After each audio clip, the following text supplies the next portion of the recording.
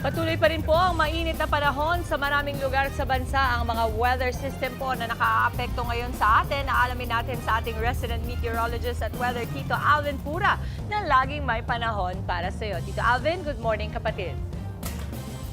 Good morning Mama Dims at good morning mga kapatid. Ulan panahon na po tayo, bagamat nakakaranas po tayo ng mga manakanakang pagulan o yung ating mga localized na pagulan tuwing hapon at gabi is magpapatuloy pa rin po ang mainit at maalinsangang panahon dahil tayo po ngayon ay nasa transition period o pagpapalit ng ating panahon mula tag-init papunta pong panahon ng tagulan o panahon ng habagat. Sa katunayan, sa susunod na linggo, magkakaroon na po tayo ng tinatawag nating southwesterly component ng hangin. Yung ating hangin ay manggagaling na sa timog kanluran na kung saan yan po ay yung ating parang mahinang habagat o pasimula ng ating habagat. Ang katangian ng hangin yan ay mas magiging warm na at moist na kung saan mas mapapadalas pa yung ating mga pag-ulan, lalong-lalo na tuwing hapon at gabi. So paghandaan at pag-ready na po tayo dyan mga kapatid at ugaliin na po natin ang pagbabao ng payo, lalong-lalo na tuwing lalabas tayo ng bahay. Pero sa ngayon, nagpapatuloy pa rin po ang mainit at malinsangang panahon na dulot ng ating tinatawag na easterlies. Yung epekto ng ating intertropical convergence zone ay nabawasan naman na dito po sa areas ng Mindanao. Ang buong bansa po ay patuloy na makakaasa ng maaliwalas sa panahon, lalong-lalo na sa tanghali. Medyo may kainitan pa rin po, pero pagsapit ng hapon, tumataas po yung ating tsansa ng pagulan at posible po yung ating mga isolated lamang o yung mga pulo-pulong pagulan o yung mga pagulan hindi naman masyadong nagtatagal at kung minsan meron din po tayong mga thunderstorms.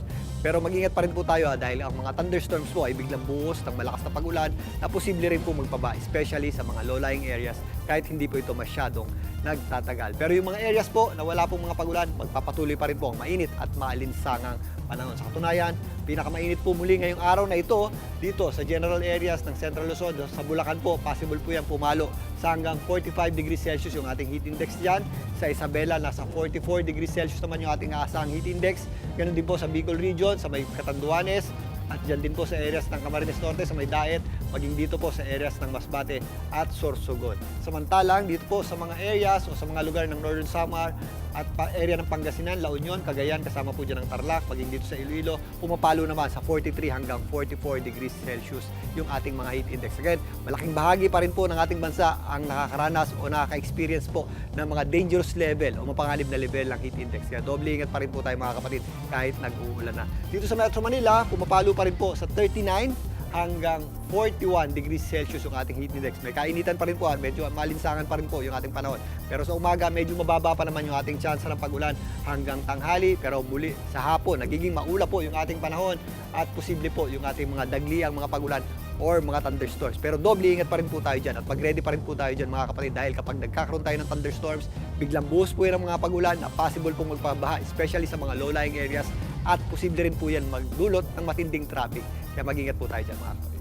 Mga kapatid, ang ating araw po ay sumikat kaninang 5:27 ng umaga at muli po yung lulubog mamayang 6:18 ng gabi.